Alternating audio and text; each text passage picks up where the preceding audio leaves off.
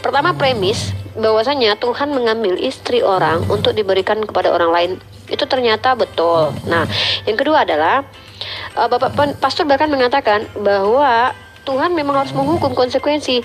Dan ini yang saya menjadi bertanya-tanya. Iya, kalau di dalam kitab Imamat kan pezina itu yang harus mati. Dia yang berzina itu dia yang harus mati. Tapi kenapa Daud yang berzina Daud yang berzina malah yang dihukum anak hasil zinanya? Ternyata jawabannya menurut Pak Pastor Yanto, karena Tuhan akan melahirkan Yesus dari Daud, dari keturunan Daud. Betul begitu ya, Pak? Bukan. Jadi ini maksud saya. Ya, maaf ya, silakan. Nggak apa-apa. Maksud saya baik kronologis itu tidak boleh dipenggal Uni maksudnya. Maksudnya begini. Pertama kita pahami hukum itu kan bersifat adalah pertama gini. Hukum itu ditetapkan pertama. Kalau zaman dulu, kalau ada orang berzina kan harus ada yang melaporkan. Jadi makanya nanti perhatikan di Imamat. Kalau saya punya istri, zaman Imamat ya, kita kan kembali coba ke belakang dulu. Saya punya istri, lalu saya tahu istri saya berzina, harus ada saksi yang menyaksikan dan saya yang melaporkan. Maka siapa yang berzina itu yang dihukum. Itu pertama. Nah di kejadian ini sebetulnya kalau tuh sebenarnya kan gak ada yang tahu nih. Tidak ada satu tahu orang Pak, ada Pak. Kan yang diperintahkan Daud untuk mengambil istri Uria itu kan pegawai-pegawainya. Maksudnya kan dia menginginkan istri Daud ketika dia melihat kalau hubungan intim, maksudnya kalau hubungan intim dia berdua ada yang ngintipin, memang nggak tertulis ada yang ngintipin, ada yang nemenin gitu ketika mereka lagi berhubungan badan gitu. Oke. Oke, Uni, makasih. Tapi kalau Uni perhatikan, waktu Daud itu kan cerita ini berawal dari perang, pasukannya perang, Daud ada di soto lalu ngelihat wanita itu sedang mandi, ya kan gitu. Dan dia mengingininya. Waktu mengingininya, cuman dia yang tahu nih. Dia bukan sama setan yang tahu. Pertama, sehingga dia berstrategi. Makanya saya bilang sebetulnya, saya setuju. Daud adalah mafia terbesar pertama yang ada di dunia. Kenapa? Dia merancangkan kematian seseorang dengan berstrategi. Taruh Uria paling depan, supaya tujuannya. Lalu kau tinggalkan, supaya dia mati. Kan itu otaknya Daud. Dia jahat. Astagfirullah, maaf ya Pak, astagfirullah, lanjut. Memang itu yang terjadi, nggak apa-apa, itu kan perspektif Bapak. Tapi kalau saya pribadi kan mencintai beliau karena beliau adalah Nabiullah. Silakan Pak, astagfirullah. Dia orang paling jahat karena dia merancangkan orang untuk mati lalu mengambil istrinya. Gitu. Nah, tapi itu yang saya bilang, saya setuju Gabriel. Tuhan itu sangat mengasihi orang yang mau datang minta ampun, dia menyesal, betul-betul menyesal. Nah makanya saya bilang gini, jangan dipotong karena kata aku mengambil. Bagaimana kita melihat Tuhan mengambil perempuan-perempuan itu? Diapain? Ibu pernah melihat? Tidak. Kita tidak pernah melihat Tuhan diambil, diangkat, kasih, tidak. Konsep kata mengambil adalah begini. Makanya saya bilang gini, Alkitab itu punya dua isi. Pertama itu informasi, kedua ajaran. Alkitab sedang memberikan sebuah informasi. Ini loh yang dilakukan Daud. Ini loh sisi buruknya Daud. Tapi ada ajaran, jangan engkau berbuat seperti itu.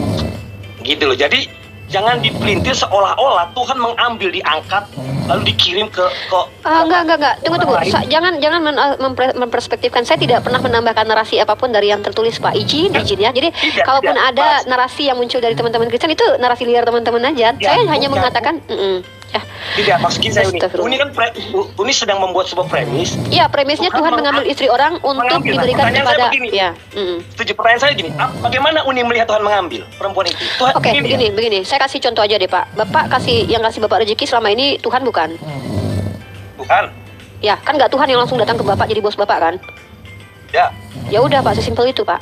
Ya, tapi begini, Uni tidak bisa kata mengambil itu, ya kan? Mengambil itu gini. Kalau saya melihat anak saya mengambil, maka saya tahu proses mengambilnya, dia pegang itu barang. Nah maksudnya gini, kata mengambil, gini, Tuhan itu punya kedaulatan. Kalau nggak apa-apa pakai proses itu. Dia maha kuasa. Ngapain repot-repot? Poinnya apa Pak? Tunggu, kan Bapak sudah mengakui bahwa itu terjadi, lalu poinnya apa gitu? Saya cuma gini, jangan premisnya seolah-olah, kan Uni membuat premisnya, Tuhan mengambil. Apa yang? Lalu mengambil, mempertontonkan gitu. Maka saya bilang tadi, di sini kita, saya mau bilang gini, nggak apa-apa sih, katanya ini kan kita masing-masing. Bapak coba deh, saya itu bukan premis dari asumsi liar Pak, tapi dari yang tertulis. Di situ Tuhan berfirman, aku akan mengambil istrimu. Jadi saya mengambil perkataan itu, bukan menambahkan dengan kata-kata saya yang baru Pak. Izin ya. Betul.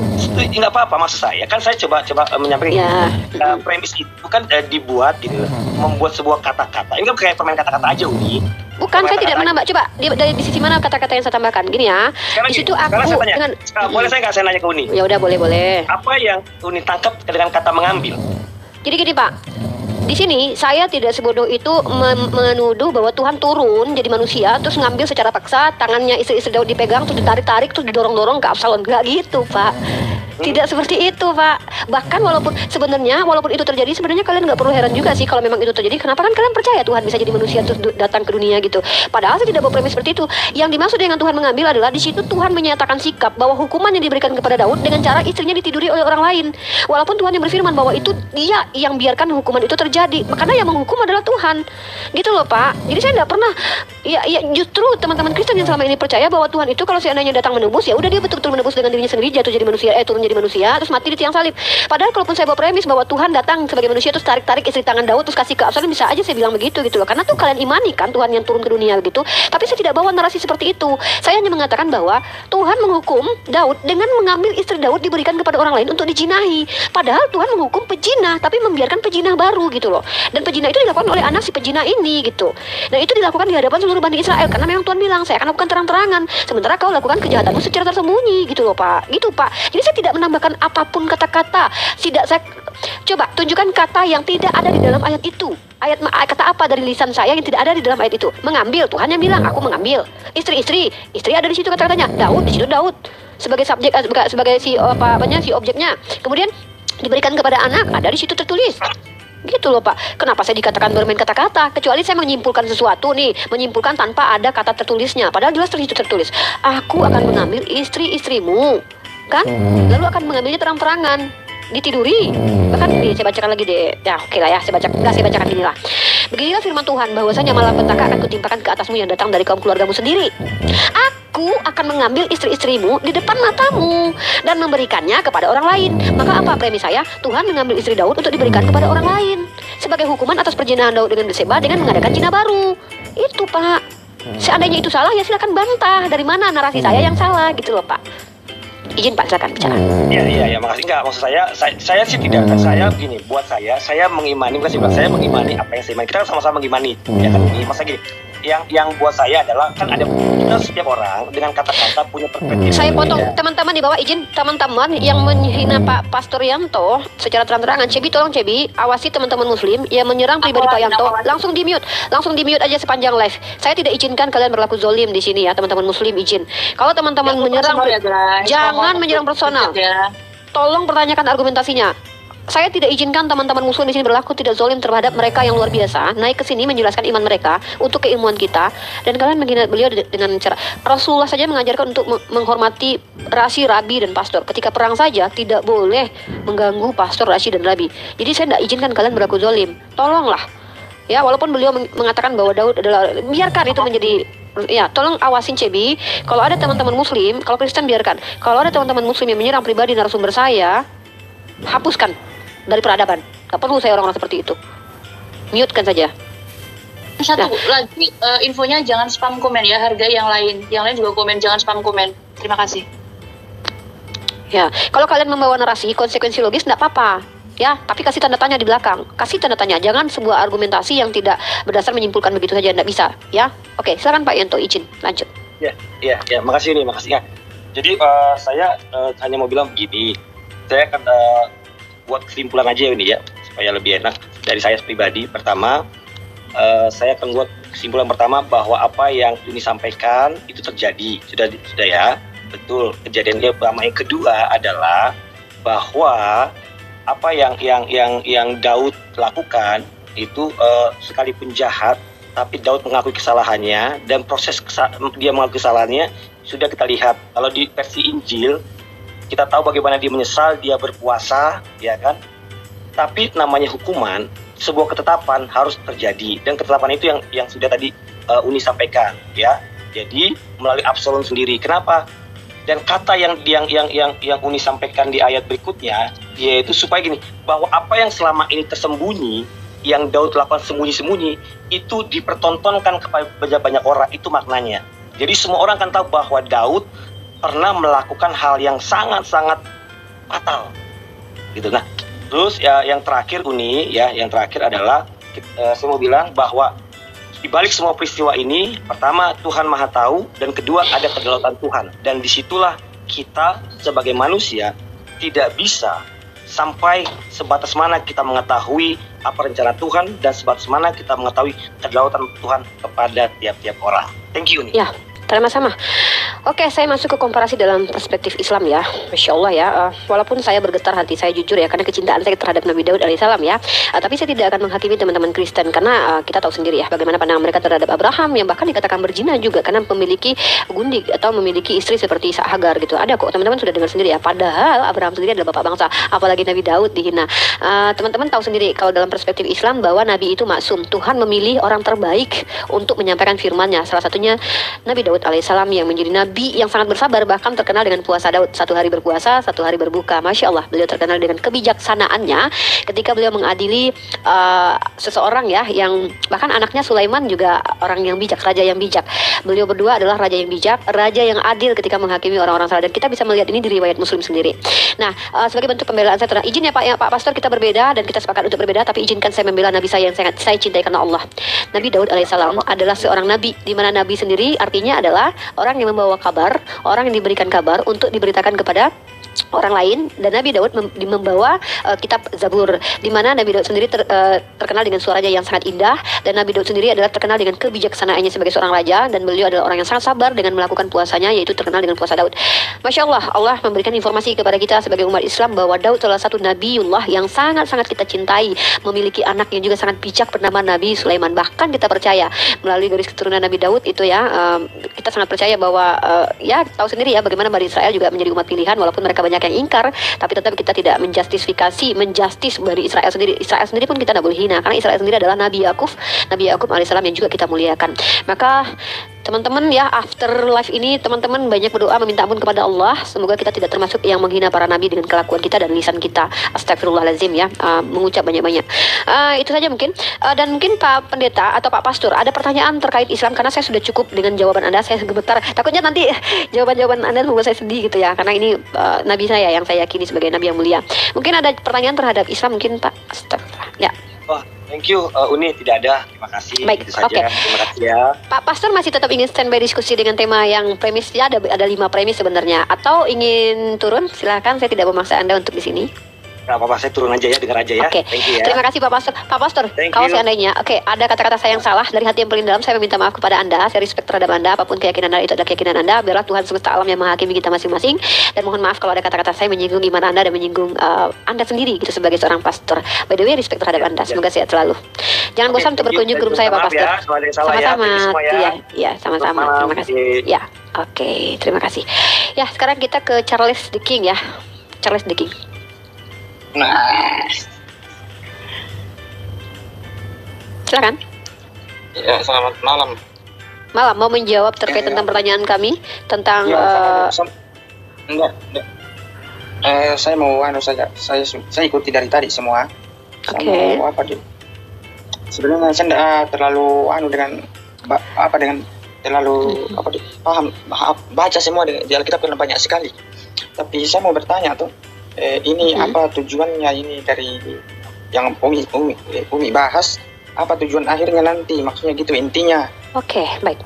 Pertama, Kristen itu ada misi yang disebut dengan amanat agung menyebarkan Injil ke seluruh makhluk, dan itu sudah dilakukan oleh teman-teman Kristen dengan cara memberikan penjelasan tentang Bible. Kalau gitu kita tidak masalah, tapi yang paling buruk adalah mereka menyerang Islam dengan memberikan pertanyaan-pertanyaan dan memframing agama Islam. Itu sudah dilakukan. Bahkan yang pertama sekali melakukan adalah Yohanes Damaskus di abad ke-8 dengan membuat literasi buruk terkait Islam.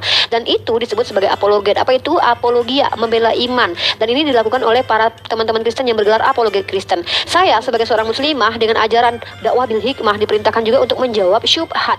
Ya, saya tidak mungkin membiarkan syubhat. Ya, syubhat itu adalah asumsi liar yang membagongkan, yang tidak pernah kami imani, yang meragukan, tapi dibawa oleh teman-teman Kristen. Contoh, ketika Ica mengatakan bahwa Allah merevisi Al-Quran, padahal tidak ada seperti itu. Contoh ketika Mikana di Komaldia yang mengatakan bahwa Yesus adalah Allah. Oh, tidak bisa gitu kami biarkan. Allah kasih juga izin untuk membuka Komal, maka saya juga melakukan hal yang sama seperti yang teman-teman Kristen lakukan dengan mempertanyakan kembali kitab suci kalian yang sudah saya pelajari dan menjawab setiap pertanyaan kalian sebagai Kristen. Tujuannya adalah mengedukasi orang yang merasa benar tapi nggak ngerti apa-apa, dan memberikan informasi yang belum tahu kalian apa dalil di kitab suci kalian tidak pernah baca, dan dari saya kalian tahu. Di sini mengharamkan kebodohan tapi mengizinkan ketidaktahuan. Mana tahu yang tidak tahu jadi tahu setelah keluar dari room saya untuk mendapatkan apa? Pengetahuan. Begitu. Oke. Yang kedua Umi itu kira-kira apa enggak jika Umi menawarkan agamanya lah ke kami kah atau orang di luar agamanya tuh, kira-kira apa yang bisa dijaminkan? Begitu, contoh. Maaf, di sini bukan Islamisasi ya. Izin, saya tidak menawarkan agama saya. Islam itu tidak perlu ditawar-tawarkan karena Islam itu adalah agama yang dicari. Islam itu akan diberikan kepada mereka yang mau. Kalau mereka nggak mau, Islam nggak mau juga datang kepada kalian karena hidayah itu milik Allah. Saya tidak sedang menawarkan Islam kepada kalian. Saya sedang memberitahukan ilmu pengetahuan yang adalah temanya tentang ketuhanan. Di mana saya beragama Islam, tentu saya menjawab tentang Islam. Saya tidak mau nawar-nawarkan agama saya. Emang agama saya barang murah gitu ditawar-tawarkan? Tidak dong. Agama saya itu eksklusif. Di mana agama saya adalah orang yang mau baru dapat hidayah. Kalau nggak mau nggak apa-apa. Pergi sana jauh-jauh. Jadi saya tidak mau nawar-nawarkan, apalagi menjamin kamu masuk Islam tiba-tiba kamu masuk surga. Nggak mau. Kalau memang mau masuk surga ya udah sembah saya. Mau nggak masuk surga? Mau nggak sembah saya? Yuk. Mau. Masuk surga loh, saya jamin masuk surga. Betul. Nanti kamu akan merasakan setelah kematian masuk surga. Tapi nyembah saya mau nggak? Allah mau aja. Tenang aja, sama saya nggak 1/10. Tenang aja, kamu cuma kasih 5% gaji kamu setiap bulan sama saya. Kamu nyembah saya. Mau? Masuk surga beneran saya jamin. Mau? Kok merepet? Enggak, maksudnya kan saya kan nawarin kalau mau, ayo, mau nggak nyembah saya aja. Saya mau nawarin gitu.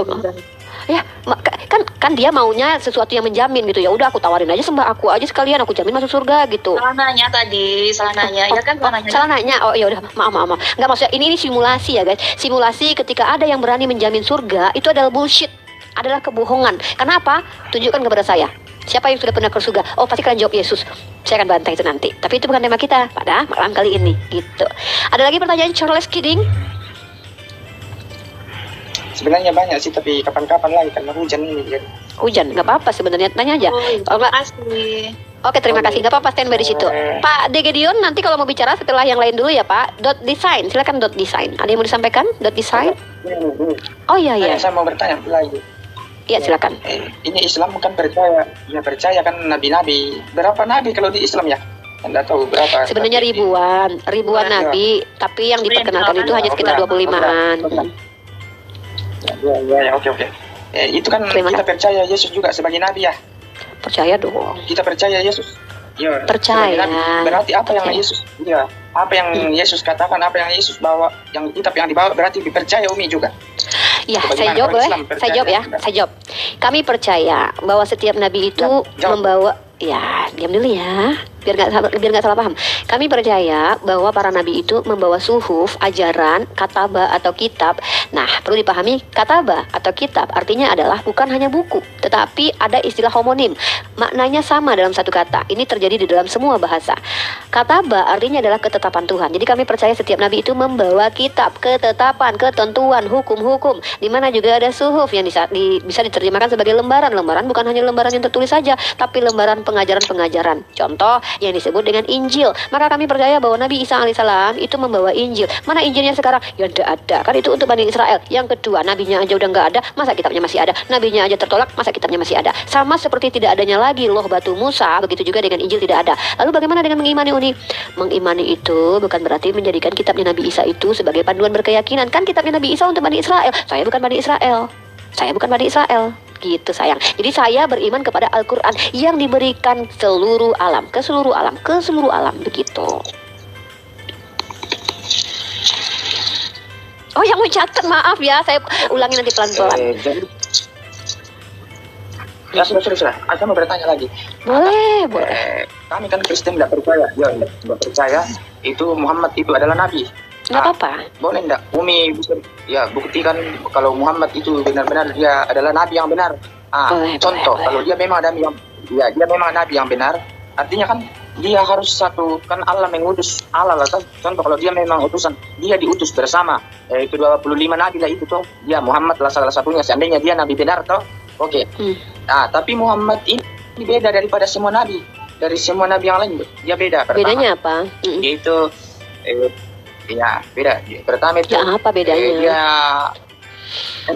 bukan semua lagi. Oke, saya kasih persamaan ya. Bentar, saya kasih. Ya, tidak beda. Saya kasih, oke, saya kasih persamaan ya. Pak Pendeta Titipu di mute dulu, Pak, berisik. Tidak ada perbedaan, say. Pertama, Nabi Muhammad berperang, Nabi Ibrahim berperang, Musa berperang. Kedua, Nabi Muhammad punya istri banyak, Nabi Ibrahim punya istri banyak, punya gundik. Nabi Daud punya istri, punya gundik, bahkan lebih banyak daripada Nabi Muhammad. Bahkan Salomo, yang walaupun bukan Nabi menurut kalian ya, tapi dia termasuk orang yang dikasihi Tuhan, maksudnya disukai Tuhan gitu ya. Terus siapa lagi yang Nabi ya dalam kitab kalian ya? Ayat itu Daud tuh Nabi, kita para Rasul, pasal kedua ayat 30 tuh. Ibrahim Ibrahim tuh punya lebih istri dari lebih satu tuh, berarti juga nabi. Apa bedanya dengan Nabi Muhammad? Yang kedua, bentar dulu. Mengajarkan menyembah kepada Tuhan yang satu doang Tuhannya, nggak ada trinitas. Nggak ada tuh Daud mengajarkan trinitas, nggak ada tuh Ibrahim mengajarkan trinitas. Tidak ada itu Musa mengajarkan trinitas. Nah kemudian satu lagi itu mengajarkan berkiblat. Daud mengajarkan berkiblat, di Tawarikh diajarkan berkiblat, di kitab Perjanjian Lama diajarkan berkiblat. Nah kemudian apa lagi ya? Ya itu ajarannya sama linear gitu. Kok dikatakan beda dengan Nabi Muhammad Shallallahu Alaihi Wasallam? Tapi kalau perspektif Bible sebenarnya Nabi kami memang beda dengan Nabi kalian, karena Nabi Daud itu kan berzina. Tuh bentar.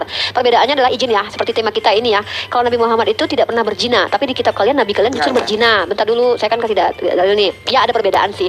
Di kitab kalian digambarkan Nabi Daud itu seorang pezina. Di kitab kalian digambarkan bahwa Nabi kalian itu punya gundik. Sementara kalau Nabi Muhammad itu istri-istrinya semua dinikahi dan beliau tidak pernah berzina gitu. Kemudian di kitab kalian digambarkan bahwa nabi-nabi itu bahkan dengan secara mengerikan ya, sangat mengerikan sekali kalau kita baca kitab-kitab kalian gitu. Beda memang penggambaran Nabi di dalam perspektif Kristen dengan di Islam itu beda, karena saya tahu doktrin kalian itu setiap manusia itu sudah kena dosa, hanya Yesus saja yang tidak berdosa. Nah dalam Islam itu nabi-nabi saya tidak berdosa, termasuk Nabi Daud alaihissalam yang saya percaya lah, bukan versi kitab kamu loh ya, begitu Charles King. Iya. Iya. Jadi itu juga kita harus karena ini kitab Al-Quran dengan Alkitab itu beda. Padahal Alkitab itu fakta sejarah loh. Itu fakta yang dari sejarah Israel. Yakin fakta sejarah? Nggak yakin? Oke, coba tunjukkan kepada saya ketika di dalam kitab Matius Bukit Golgota terbelah, maka semua roh-roh orang-orang kudus itu bangkit berjalan-jalan. Itu sejarah mana yang mencatat? Kalau itu bukan porsi saya di situ, Bunda. Ya udah, berarti itu terbantahkan. Tidak bisa dikatakan fakta sejarah. Nanti Ibu lah debatlah sama Bapak Nursena kalau soal sejarah. Boleh. Tolong dong, ayo Pak Bambang Nursena dong ke sini. Saya suka bahas sejarah soalnya. Jadwalkan ya. Jadwalkan ya. Dengan Pak Bambang Nursena. Tolong. Aduh, tolong banget lah. Banyak pernyataan Pak Bambang Nursena tuh banyak yang ingin saya counter loh. Ngeri banget loh, masa sekelas Bambang Nursena tuh pertanyaannya jawabannya bisa saya counter gitu loh. Saya udah pernah debat sama Pak Esra Suru loh. Masa Pak Bambang Nursena nggak mau sama saya di... Ya, boleh. Ini juga tuh kalau memang itu Muhammad itu kan Nabi Sallallahu Alaihi Wasallam, dia kan beristri 5, sedangkan Yesus kan dia diutus yang terakhir kan, dia diutus kan Nabi yang terakhir. Baru katanya Yesus sebelum itu, Yesus kan bilang pas waktu terakhir dia itu tidak boleh dia beristri, maksudnya cukuplah satu orang beristri toh. Di mana itu? Ada di Matius. Di mana Yesus bilang begitu? Jangan mengada-ngada perkataan Yesus. Tunggu. Di perjanjian baru yang ditulis di situ. Yesus aja tidak menikah loh. Mana ada dia ngajarin kalian untuk menikah? Dia aja nggak nikah. Maksudnya diajarkan di perjanjian baru itu tidak boleh lagi beristri, cukup satu kan, karena kita. Gimana? Perjanjian baru saya gimana? Untuk diaken iya dilarang. Bagi kalian yang jadi diaken memang nggak boleh kalian beristri lebih dari satu, sama seperti imam di dalam raja atau imam di dalam perjanjian lama. Tapi untuk orang awam mana dalilnya? Di perjanjian baru orang Kristen itu nggak boleh lagi, karena kecuali di perjanjian lama dulu. Pakai dalil ya, nanti pakai dalil aja, nanti aja kasih dalil baru kita ini. Kita sapa di sini Pak Pendeta Sitepu. Yang mana yang mau dijawab Pak Pendeta Sitepu? Apa premis saya? Premis yang malam ini saya sebenarnya ada 5 premis, tapi saya hanya mampu 3 premis ya, karena 1 premis saja tadi itu udah berbeda-beda pendapat kalian itu. Oke teman-teman, yang saya naikin adalah teman-teman Kristen saja ya, jangan yang Muslim lah. Ini apa nih? Iya saya ini Muslim apa Kristen nih? Kalau Muslim Kristen saya itu ada Fos naik lagi Fos nih, Fos itu baik-baik tuh, enak tuh Fos. Aduh maksimal Fos. Sabar ya Fos, nanti ya Fos dekku ya. Kita ke siapa dulu? Kita sapa Pak Pendeta Sitepu. Mau menjawab yang mana, premis yang mana? 1, Tuhan mengambil istri orang lalu diberikan kepada orang lain. Ini siapa ini? Double ini. Yang kedua, premisnya adalah Tuhan menghukum pezina dengan mengadakan zina baru. Yang ketiga adalah Tuhan tidak menghukum si pezinanya, tetapi menghukum orang-orang yang tidak bersalah. Gitu Pak. Ada 3 premis sebenarnya. Sebenarnya banyak sih premisnya, dari 1 ayat ini tuh banyak premis tahu. Yang keempat adalah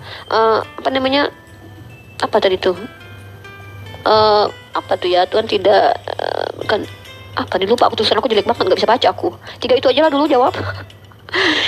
Gimana Pak Pendeta? Jelek banget tulisan aku, gila cepet-cepet nulisnya gitu, jelek banget sampai nggak up. Selamat malam Pak Pendeta. Tulisan aku jelek banget. Untung aku nggak jelek itu. Jadi begini Uni, saya cuma mau menjawab. Sebenarnya dari premis-premis itu bisa saya jawab dengan 1 jawaban saja. Boleh, silakan. Iya. Jadi begini. Yang harus kita pahami terlebih dahulu adalah semua di dalam Alkitab Kristen itu dibagi berbagai macam bagian. Ada kitab sejarah, ada kitab puisi, ada kitab pujian, ada kitab nubuatan, dan ada kitab Injil. Nah, jadi setiap kitab-kitab itu tidak bisa ditafsirkan secara harfiah. Nah, Siapa nih ngorok? Naca, kamu ngorok, Dek? Enggak. Siapa nih ngorok? Pak Joni Simanjuntak ngorok nggak? Bang Dot Desain ngorok?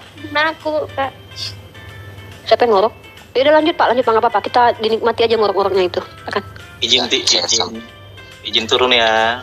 Oke Pak Gideon, terima kasih izin. Pak Gideon maaf ya kalau ada kata-kata saya yang menyinggung hati Bapak. Ini kita benar-benar diskusi dan ya ini saya lakukan karena saya memang benar-benar bertanya apakah betul Tuhan seperti itu. Itu betul yang saya tanya. Terima kasih Pak Gideon atas jawabannya luar biasa. Jangan bosan ke room saya. Ya shalom. Sehat selalu Pak Gideon. iya saya sambung ya. Ya, Insya Allah ada lalu Pak Us Pak. Iya ada Pak Us.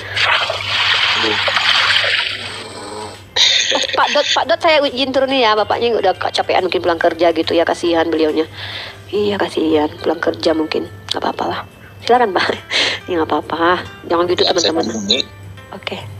Ya, lalu berkaitan dengan cerita yang tadi Uni sampaikan, itu memang benar terjadi adanya.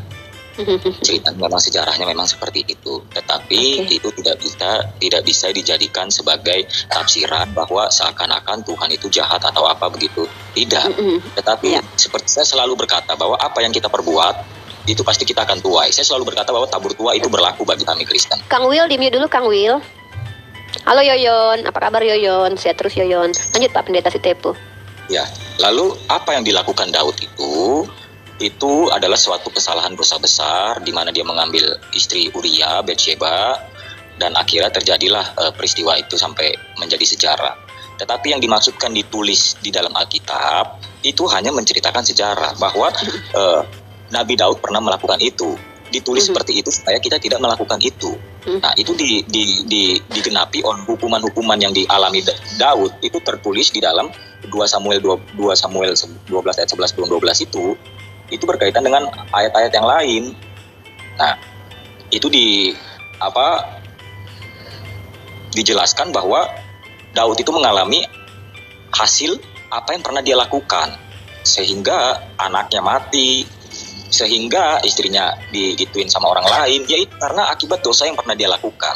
Sebenarnya Tuhan hanya ingin menjelaskan itu, bahwa apa yang engkau lakukan itu akan kau dapatkan lagi. Saya selalu berkata seperti itu kan, setiap saya bicara di Room Uni, hukum tabur tua itu pasti ada. Nah, jadi dalam hukum tabur tua itu berhati-hatilah kita sebagai manusia, bahwa apa yang kita lakukan, baik itu jahat di mata orang, suatu saat pasti kita akan dijahati sama orang. Itu namanya hukum tabur tua. Ya. Begitu saja. Kalau dalam agama lain tuh karma Pak namanya ya kan. Ya. Kalau di kami karma itu dimakan pas Ramadan Pak. Ya, tetapi yang sebenarnya mau saya sampaikan di sini adalah pertobatan dari Daud, sehingga Tuhan tetap mengangkat dia menjadi orang yang sangat luar biasa. Karena apa? Setelah dia ditegur oleh si Nathan, ya dia di situ bertobat. Tetapi oleh karena kejahatannya itu, ya dia tetap harus mengambil hukumannya. Tetapi di balik pertobatannya itu, ya dia berubah drastis, diangkat Tuhan luar biasa. Beda halnya dengan yang seperti saya pernah bawakan, beda halnya dengan Yudas Iskariot dan Petrus. Nah, Yudas Iskariot itu berakhir dengan mengakhiri hidupnya. Nah, itu saja sebenarnya. Ya, terima kasih. Terima kasih Pak Pendeta Sitepu jawabannya, dan itu keyakinan Pak Pendeta Sitepu kita hargai ya jawaban dari Pak Pendeta. Karena kita tidak akan bantah. Kita di sini hanya ingin tahu bagaimana cara memahaminya gitu. Itu jawaban dari Pak Pendeta Sitepu. Saya tambahkan ini. Oke, Fos itu signalnya itu merah. Signalnya Fos merah tuh. Mungkin Fos mau nunggu signalnya bagus dulu, mau jawab. Iya, baterai saya agak lemah. Jadi gini Uni, Ya, tambahan Dekku. saya. Silakan Dekku. Boleh Uni baca di Keluaran 47 ayat 7. Keluaran 47. Keluaran 47. Hah? Nggak ada di sini Keluaran 4. Keluaran 34 ayat 7. Oh gitu. Keluaran 34. Udah makan, Fos? Sudah dong. Nggak kangen sama Bang Ali? Wah, kangen. Ya udah kita baca yuk. Keluaran pasal 34 nomor 7. Oke. yang meneguhkan kasih setianya kepada beribu-ribu orang, yang mengampuni kesalahan, pelanggaran dan dosa, tetapi tidaklah sekali membebaskan orang yang bersalah dari hukuman, yang membalaskan kesalahan bapak kepada anak-anaknya dan cucunya. Oh, juga Fos. Benar, berarti kalau ya maksudnya kalau bapaknya yang salah ya anak-anaknya yang dapat hukumannya, Fos ya. Ya, benar sih. Jadi hukuman Benar, itu benar. Jadi hukuman Tuhan itu memang harus dinyatakan kepada terlebih Daud itu yang dipilih langsung oleh Iya, Tuhan untuk menjadi raja. Wah, Jadi ini. dia sebenarnya harus menjadi panduan atau apa ya sebagai Ya sih. kehadiran Tuhan di dalam hidupnya dia. Tetapi dia menggunakan berkat Tuhan yang Tuhan berikan kepada dia ke hal-hal yang tidak baik, misalnya bersinah. Jadi Tuhan itu adil, Uni. Dia harus menghukum. Iya, oke. Ada pertanyaan ayat yang saya menemukan gini ya. Bentar, Pos mungkin izin ya. Nanti kalau Pak Pendeta juga mau jawab ya. Nih ya, Keluaran pasal 34 saya bacakan ya, yang meneguhkan kasih setianya kepada beribu-ribu orang, yang mengampuni kesalahan, pelanggaran dan dosa, tetapi tidak ada sekali membebaskan orang yang bersalah dari hukuman, yang membalaskan kesalahan bapak kepada anaknya. Ini dibuktikan Tuhan ya, karena Tuhan yang berdosa adalah Daud, tapi yang menerima hukumannya anak hasil zinanya itu. Itu satu, itu betul-betul dibuktikan Tuhan. Tapi masalahnya adalah ketika kita baca dalam Ulangan pasal 24 ayat 16, janganlah ayah dihukum mati karena anaknya, janganlah juga anak dihukum mati karena ayahnya. Setiap orang harus dihukum mati karena dosanya sendiri. Nah, Ulangan pasal 24 ayat 16 dengan Keluaran pasal 34 ayat 7 itu bertentangan, Fos. Bisa nggak Fos jelasin itu kenapa itu? Oke, saya kasih di depan ini ya. Saya kasih di depan, bentar, saya kasih di depan Cebi ya. Nanti Cebi kamu tampilin ya. Saya jawab ya. Boleh. Iya. Jadi di dalam Ulangan 24 ini yang Uni bacakan itu adalah perkataan Musa tentang melindungi sesama manusia, bukan antara manusia dengan Tuhan. Kalau dengan Tuhan hukuman tetap ada, tetapi itu adalah kaitannya dengan melindungi sesama manusia. Jadi beda konteks ini, beda konteks. Oke, Itu maksudnya adalah sesama manusia, bukan dengan Tuhan. Kalau dengan Tuhan, kabur tua itu pasti ada. Itu tidak bisa dielakkan. Ya, tapi kan Daud itu bersalah kepada Uria, kepada manusia, Pak, bukan kepada Tuhan. Maksudnya bukan istri Tuhan yang diambil. Maaf. Maksudnya dia mengambil istri Uria, berarti kan kejahatannya kan kepada manusia gitu. Kenapa anaknya yang dihukum gitu? Tetap maksud saya adalah itu bicara konteksnya ayat itu tentang manusia, bukan berbicara tentang antara relasi manusia dengan Tuhan, tetapi konteks sesama manusia dengan manusia. Dan konteks yang di Samuel tadi itu konteksnya adalah antara hukum Tuhan, hukum Tuhan langsung. Kalau itu antara relasi sesama manusia, hukum antara manusia, paham ya maksud saya Uni ya?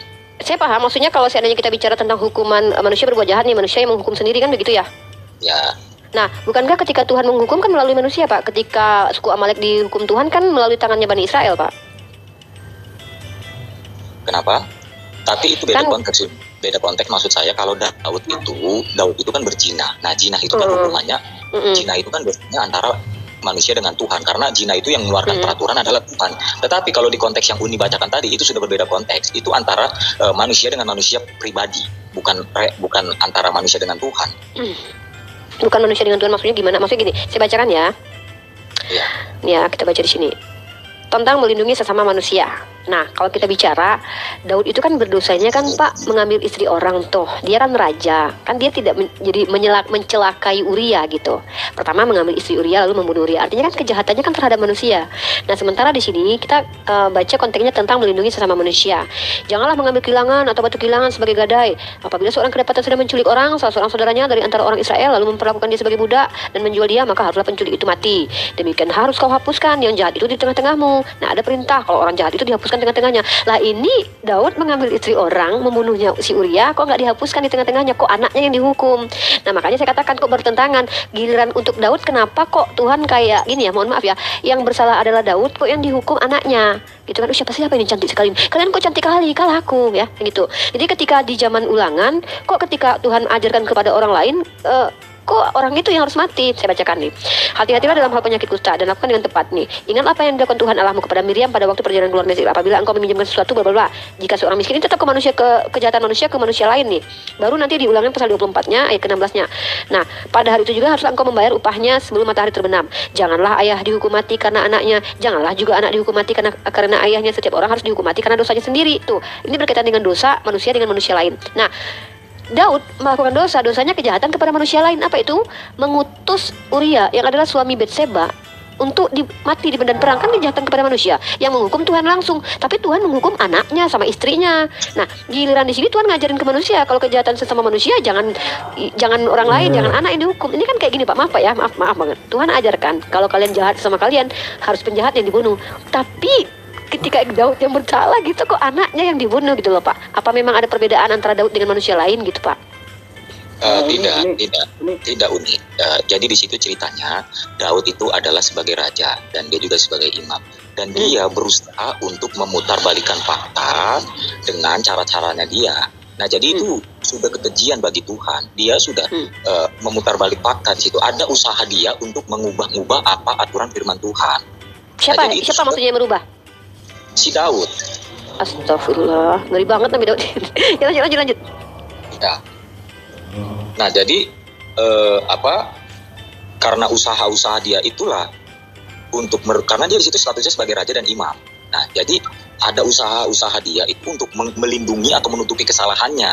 Nah, sedangkan yang beraturan sepenuhnya itu adalah firman Tuhan, tetapi Daud berusaha untuk menutupi kesalahannya itu. Nah, itu menjadi sesuatu kekejian bagi Tuhan, sehingga ya turunlah kata-kata seperti itu. Artinya kan Daud nggak, maksudnya gini Pak, artinya kan Daud itu keji banget kan, tapi kenapa bukan dia yang dibunuh Tuhan, kenapa harus anaknya gitu loh Pak, sementara di Ulangan kenapa hukumannya kalau yang salah yang dihukum gitu loh Pak.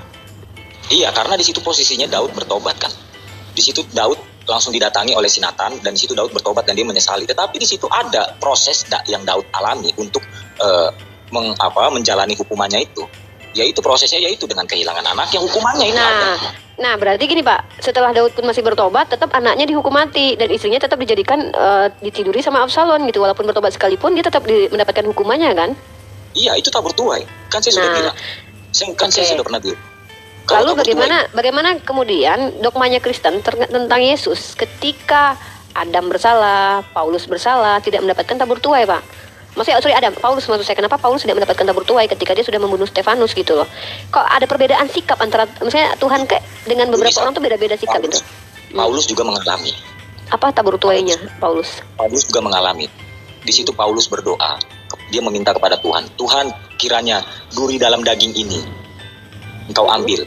Nah, tetapi Tuhan berkata apa? Sudah cukup kasih karuniaku samamu. Biarlah di balik kelemahanmu itu kuasaku ditunjukkan. Nah, jadi Paulus itu pun mengalami tabur tuai. Apa Pak tabur tuainya Paulus? Kan membunuh Uria, gini Pak ya, membunuh Uria itu tabur tuainya Daud adalah istrinya Daud diambil Tuhan, diberikan kepada Absalom. Kalau Paulus apanya yang diambil ketika dia membunuh Stefanus? Alkitab tidak mencatat secara jelas, tetapi yang dijelaskan di situ adalah Paulus itu memiliki kelemahan akibat karena kesalahannya dulu. Sehingga di Alkitab dituliskan seperti itu, duri dalam daging. Ada kata-kata duri dalam daging. Paulus itu berdoa sama Tuhan, kiranya Tuhan angkat duri dalam daging itu. Duri dalam daging itu adalah penderitaan artinya. Penderitaan. Nah, jadi ada suatu penderitaan yang Paulus alami. Sehingga Paulus berkata, angkatlah duri dalam daging ini. Tapi Tuhan berkata apa? Yaitu, sudah cukup kasih karunia. Enggak, kalau masalah penderitaan Pak, jangankan Paulus yang berdosa Pak, Yesus yang tidak berdosa aja juga menderita Pak. Kalau kita bilang tabur tuai mah, Yesus saja yang nggak pernah berbuat jahat, menurut kalian dia menuai semua kejahatan orang lain gitu. Jadi memang konsepnya memang setiap manusia itu menderita, tapi masalahnya kok perbedaan perlakuan Tuhan ini maksud saya gitu loh. Jangan Bapak. Tabur tua itu tidak seharusnya sama. Tidak sama. Nah, makanya saya bilang gitu. Mari kita. Nah, itu maksud saya. Ya, itu maksud saya, berarti kan tidak sama. Mari kita lihat. Giliran Daud, dia itu mengutus Uria. Ini kejahatan Daudnya kan luar biasa nih Pak. Jahat banget gitu ya. Kejahatan Daud itu dalam perspektif kalian, ya na'udzubillah min dzalik, ya kami tidak percaya. Nabi Daud ini mengutus Uria yang suaminya Batseba. Sebelumnya ditiduri dulu istrinya. Lalu suaminya diutus sampai mati. Nah, dia kan jahat tuh. Jahat, lalu yang dibunuh Tuhan adalah bukan Daudnya. Nih, Daud ini nggak dibunuh, tapi yang dibunuh siapa? Yang dibunuh adalah anak hasil jinanya yang nggak ngerti apa-apa, ditulah lagi sama Tuhan. Padahal anaknya nggak ngerti apa-apa. Yang ngerasain tulah tuh anaknya. Kemudian dosa yang selanjutnya yaitu istrinya Daud diambil Tuhan, diberikan kepada Absalom, dipakailah sama Absalom. Perjinahan terjadi. Nah, itu. Daudnya gimana? Daudnya di dalam kitabnya Bapak dikatakan sebab Daud telah melakukan yang benar di mata Tuhan kecuali perkara Uria. Nih, saya tunjukin dalilnya ya. Sebab Daud telah melakukan perkara yang benar di mata Tuhan. Ini ada di dalam 1 Raja-Raja pasal ke-15 ayat ke-5. Nih, saya tunjukin dalilnya ya. Nih. Ini ada kayak Tuhan nih kayak sama Daud beda. Jadi kayak maaf ya, kayak Tuhan tuh kayak pilih-pilih gitu. 1 Raja-Raja 15 ayat 5. Bentar. 1 Raja-Raja 15 ayat 5. Sementara Onan itu, Onan ya Pak, Onan Bapak tahu nggak Onan? Onan itu adalah adiknya anak Yehuda ya.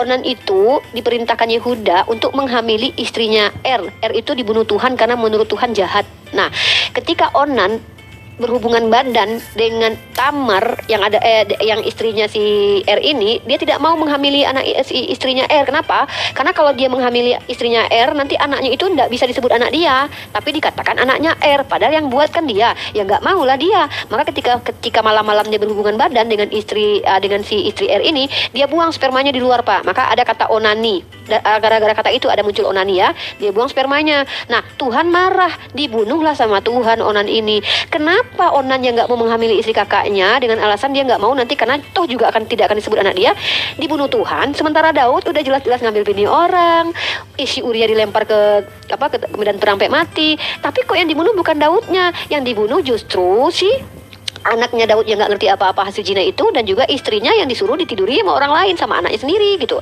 Nah, bahkan dikatakan dalam 1 Raja-Raja pasal ke-15, karena Daud telah melakukan apa yang benar di mata Tuhan dan tidak menyimpang dari segala yang diperintahkannya kepadanya seumur hidupnya, kecuali dalam perkara Uria orang Het itu. Tuhan hanya mengingat kejahatan Daud tentang mengirim Uria Pak, tapi nggak mengingat kejahatan Daud yang punya gundik, yang mengambil Batseba. Nggak diingat sama Tuhan, cuma masalah Uria doang. Nah, makanya saya bingung. Ini kenapa ada diskriminasi gitu loh antara, maksudnya keadilan Tuhan tuh di mana sih di sini gitu. Nah, begitu juga terjadi kepada Paulus gitu loh. Paulus itu membunuh Stefanus, sesat lagi Farisi kan, kemudian menyesah murid-murid Yesus. Tiba-tiba dipertobatkan Tuhan.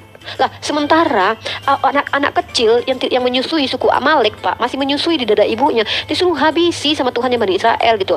Anak kecil yang umur 32 orang cuman bilang, botak ngejek Nabi Elia loh Pak. Anak kecil Pak ya, ngejek Nabi Elia dengan bilang botak dihabisi sama Tuhan. Ketika Elia berdoa atas nama Tuhan, datang beruang mencabik-cabik anak kecil itu. Tapi kenapa Paulus dan Daud kayak dapat tempat aja gitu di mata Tuhan? Ini gimana coba Pak? Saya jawab ya, kalau itu pertanyaan yang sangat mudah sekali untuk saya.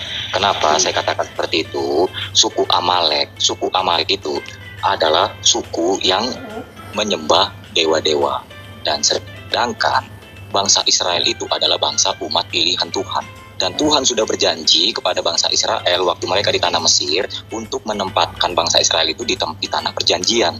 Dan untuk mencapai ke tanah perjanjian itu tentunya mereka akan menghadapi bangsa-bangsa lain karena mereka melewati daerah-daerah lain. Dan pada saat itu zamannya adalah zaman-zaman perampokan. Setiap orang yang lewat itu dirampok. Dan oleh sebab itulah Tuhan menyuruh seperti itu. Dan itu juga tertulis di dalam kitab Al-Quran. Al-Quran juga banyak cerita-cerita yang menjelaskan tentang pembunuhan bangsa-bangsa kafir. Iya, tapi bayi yang menyusui loh Pak, nggak ada. Kafir, orang yang tidak percaya Tuhan. Dan sorry. Ketika bawa Al-Quran, bawakan dalilnya ya Pak, biar tidak terkesan framing gitu. Di tanah perjanjian, dan setiap di dalam perjalanan itu banyak bangsa-bangsa lain yang menyerang. Karena apa? Karena pada saat itu bangsa Israel membawa banyak sekali hasil dari tanah Mesir, perhiasan, emas, atau apapun itu segalanya dari tanah Mesir. Sehingga bangsa-bangsa lain itu berusaha untuk mencurinya. Dan oleh sebab itulah Tuhan menyuruh semua bangsa-bangsa kafir yang penyembah-penyembah dewa, penyembah-penyembah Baal, semua itu disuruh basmi.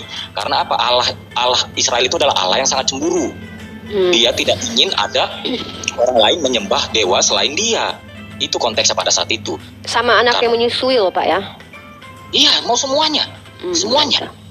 Yaudah. Baik itu hewan. Dan sedangkan iya, pada hewan ternaknya juga. Hewan ternak juga dibunuh. Satu yang boleh disisakan. Karena mereka itu berasal dari bangsa-bangsa penyembah berhala. Satu pun tidak gitu, ada yang boleh disisakan. Dan ceritanya pada saat itu ada orang yang berusaha untuk mempertahankan hewan-hewan, itu pun langsung Tuhan hukum. Saul Pak, Saul tidak mau membunuh semua hewan ternak gitu loh, karena Saul tuh punya nalar gitu loh. Karena Saul sendiri tuh bingung dia kenapa kok hewan ternak juga disuruh bunuh gitu. Maka Saul menyisakan hewan ternak itu. Karena saya kalau jadi Saul juga mikir Pak, kenapa nih harus dimusnahkan hewan ternak? Kan bisa dimakan rame-rame kan gitu kan. Tuhan malah marah sama Saul gitu. Makanya saya bilang kok begitu gitu Pak. Iya, memang ceritanya seperti itu. Iya. Dan sama seperti di dalam Al-Quran pun juga dikatakan seperti itu. Nggak ada Pak. Nggak ada pada Al-Quran. Nggak ada. Coba datanya mana? Mana datanya coba? Kalau Bapak mau bawa bahas secara peperangan, Pak, saya suka Pak tema itu karena kebetulan saya punya banyak sekali buku tentang peperangan, Pak. Bapak mau perang mana? Perang salib atau perang tentang Islam? Mamanya Bapak yang mana? Kita bahas, Pak. Maksud saya itu Muhammad saat berperang kan untuk memerangi bangsa-bangsa kafir, itu maksud saya. Bukan, Bapak beda. Bapak baca dalam Al-Qur'an telah diizinkan kamu berperang ketika kamu diperangi. Jadi mentang-mentang kafir diperangi enggak, Pak?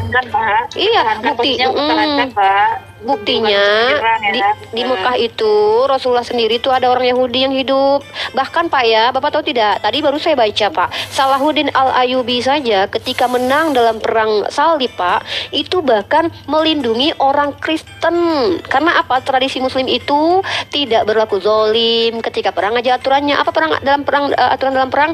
Tidak memutilasi, tidak membunuh anak-anak, tidak membunuh perempuan, tidak, itu ada hadisnya, Pak. Tidak membunuh tidak memotong pohon kurma, tidak menghancurkan sinagog atau gereja, tidak membunuh rahib-rahib. Ada apa dalilnya itu? Apa hadisnya diajarkan Nabi kami? Satu lagi, lawan perang yang meminta perlindungan. Iya, bahkan tawanan perang itu dibuktikan sama Salahuddin Al-Ayyubi. Baru saya bacakan tadi, Pak. Si Guy namanya tuh Guy ya, si Guy ini Guy, aku panggilnya Guy ya. Si Raja Guy ini, Pak, ketika dia berhadapan dengan Salahuddin Al-Ayyubi, bahkan dikasih minum sama air yang ada saljunya. Terus habis itu diberlakukan baik ketika ditawan, bahkan ketika istrinya meminta dilepasin itu raja, Pak. Salahuddin Al-Ayyubi itu nabinya siapa, Pak? Muhammad Shallallahu Alaihi Wasallam, Pak. Cinta nggak sama Nabi Muhammad? Cintalah, Pak. Kan begitu. Jadi kalau Bapak mau bawa data, mau bawa narasi, bawa data dulu. Saya bisa jelaskan. Saya suka tentang perang, Pak. Saya punya data Book of Jerusalem. Nggak ada, Pak. Nggak ada sekejam itu dalam Bible gitu. Nggak ada dalam Al-Quran begitu kejam. Nggak ada, Pak. Nggak ada, Pak. Serius. Sekarang saya mau bertanya. Ketika Nabi Muhammad meminta perlindungan kepada seorang pendeta di tanah Kristen itu, sehingga terbentuklah surat perjanjian antara Muslim dengan Kristen. Bapak salah. Bukan begitu ceritanya, Pak. Bapak salah, saya lurus. Enggak, saya harus lurusin langsung. Bukan Nabi Muhammad, tapi sahabat-sahabat, Pak. Bapak baca dulu lah. Baca dulu lah. Di situ kan keluar surat perjanjian untuk perjanjian untuk melindungi. Nah, sedangkan kenyataan yang ada sekarang adalah justru malah Muslim kebanyakan nyerang Kristen. Berarti di situ kalian membatalkan perjanjian itu. Siapa yang nyerang Kristen? Sekarang banyak penutupan gereja, pemboman gereja. Itu kan sama saja kalian membatalkan perjanjian yang dituliskan oleh cerita pada saat itu. Pak, kalau seandainya Bapak mau bawa itu, Pak. Jangan bawa ini deh, daripada debat ceria. Jangan bahas ini. Saya bisa kok bahas itu, tapi ini adalah tema favorit saya. Justru kalau Bapak bilang begitu ketika ada oknum dari Islam ya, Bapak tahu nggak oknum? Oknum itu artinya adalah perorangan pribadi dan personal. Ketika yang dikatakan oknum itu berkelompok, maka itu bukan kelompok. Bapak tahu tidak? Bahkan perjanjian Tordesillas yang digagas oleh Paus Alexander yang ke-8 itu membagi dunia bagian barat dan timur dikuasai. Makanya terjadi perang Portugis Spanyol menjajah, Pak. Itu gunanya apa? Golden Glory sama gospel. Itu tidak bisa dikatakan oknum. Mbak, enggak gini loh, Pak. Kalau kita bicara oknum, Bapak gini loh, presiden kita itu kan Muslim, Pak. Nah, ada nggak Pak presiden kita itu berdasarkan Al-Quran, Pak? Bapak yakin nggak kalau Pak Jokowi itu taat kepada agama Islam? Saya tanya dulu sama Bapak. Ada nggak Pak Jokowi itu sebagai seorang Muslim? Atau Bapak mau bilang dia nggak taat, Pak? Oh, parah nih. Bapak bilang Pak Jokowi nggak taat sama agama, Pak. Saya tidak ada bilang ya. Ya maksudnya gitu. Saya percaya kalau dia taat kepada Islam, makanya dia tidak pernah menjolimi kalian. Karena dia taat kepada Islam, dia tahu dalam ajaran Islam itu tidak boleh zolim. Nah, kemudian kalau Bapak bicara tentang oknum, Pak, Bapak bandingkan antara oknum. Mari kita dari sejarah dulu, Pak ya. Kita hitung berapa korban dari kejahatan teman-teman Kristen yang mengatasnamakan agama, yaitu perang salib, dengan kejahatan yang dilakukan oleh oknum bernama Islam. Oknum itu personal.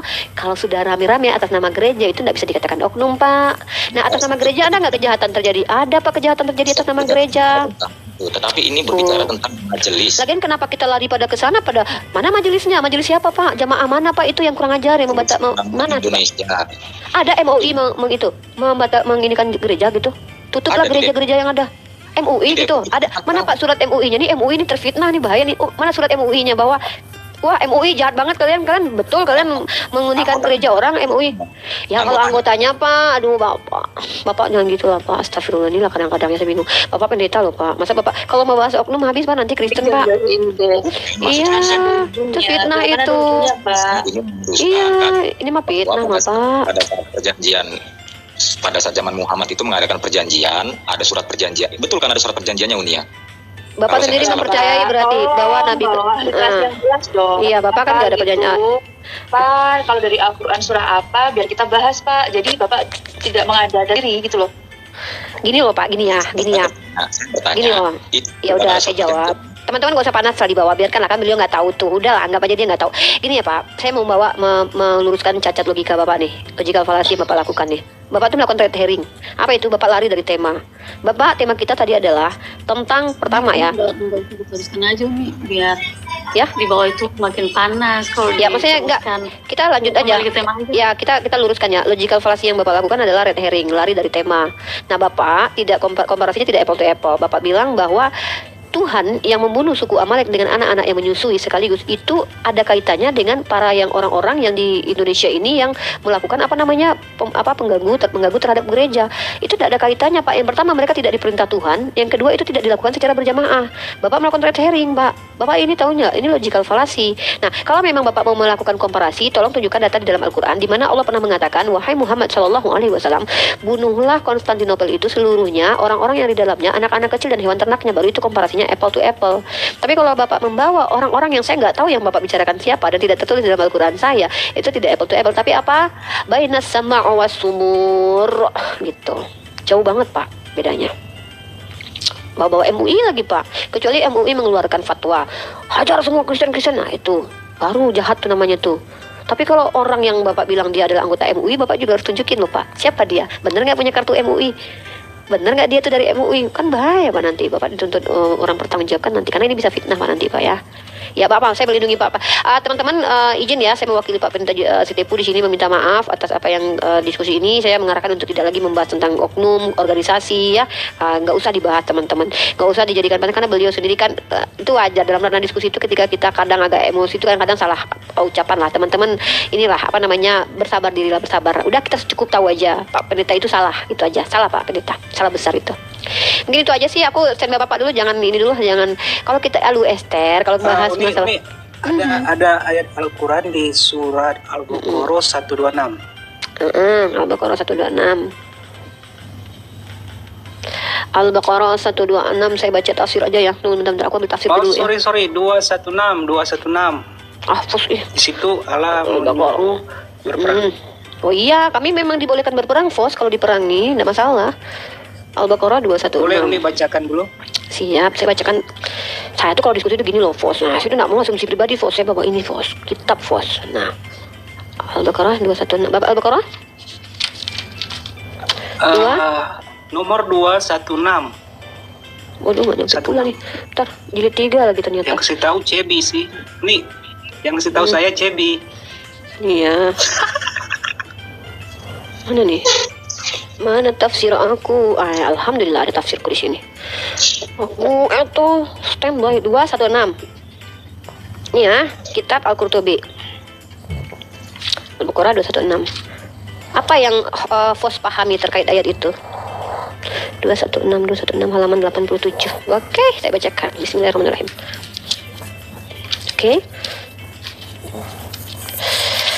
Oke, teman-teman, saya bacakan di sini ya. 87. Diwajibkan atas kamu berperang, padahal berperang itu adalah sesuatu yang kamu benci. Boleh jadi kamu membenci sesuatu padahal ia amat baik bagimu, dan boleh jadi pula kamu menyukai sesuatu padahal ia amat buruk bagimu. Allah mengetahui sedang kamu tidak mengetahui. Nah, saya bacakan ya di sini diberikan kepada sedangkan kepada ganiyah diwajibkan menarik ujung-ujungnya. Oh jelas, benar-benar ini. Ya, kami wajib, teman-teman muslim wajib berperang, wajib kalau kalian diperangi, wajib ya, karena ada dasar dalilnya lagi. Ada istilah munasabah.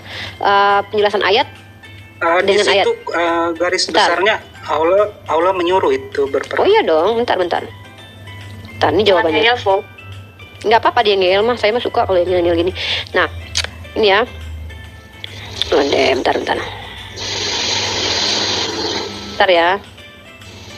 Saya kasih ayat satu lagi deh. Al-Quran bukan cuma itu aja ya. Ini mah ayat yang sudah sering saya bahas. Ya, Bos. Kami memang ya, kami nggak boleh tampar pipi kiri kasih kanan, justru berbahaya gitu. Kenapa? Kalau kami ditampar pipi kiri kasih kanan, itu namanya kami zalim terhadap diri sendiri.